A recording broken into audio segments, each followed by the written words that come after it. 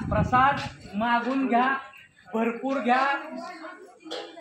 पण या ताटामध्ये जर अन्नदान टाकलं तर शीत ना शीत उभारून खायला लावला जातो. तुम्ही तुमच्या घरी मोठा, काही घेणं घेणं नाही.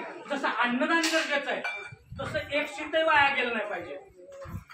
त्यासाठी आपण अन्नदान भरपूर घ्या, मागून घ्या, प्रसाद राहा, ताटामध्ये शिल्लक राहणार नाही याची सगळ्यांनी काळजी घ्यायची. वाढदिवस असतील, लग्नाचे वाढदिवस असतील, पुण्यतिथी निमित्त आपल्याला अन्नदान करायचं असेल, अशा निमित्तानं सुद्धा यामध्ये आपण सहभाग घेऊ शकतो. ही अशी जी चाललेली अन्नदान सेवा आहे याकरता 7,500 रुपये खर्च येतो.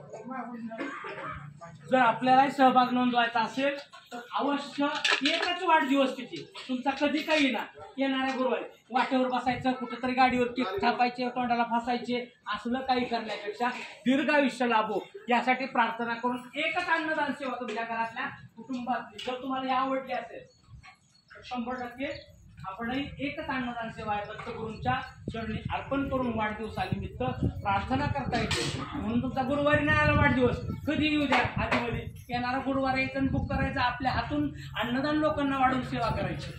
अशी जर छान अन्नदान सेवा आवडली असेल युट्यूबला जावा, कमेंटमध्ये सांगा. ट्रस्टीचा डायरेक्ट जाताना स्कॅनरचा फोटो घ्यायचा, मला द्यायचे आहे, डायरेक्ट ट्रस्टीच्या अकाउंटला टाकायचं. सुरू करा.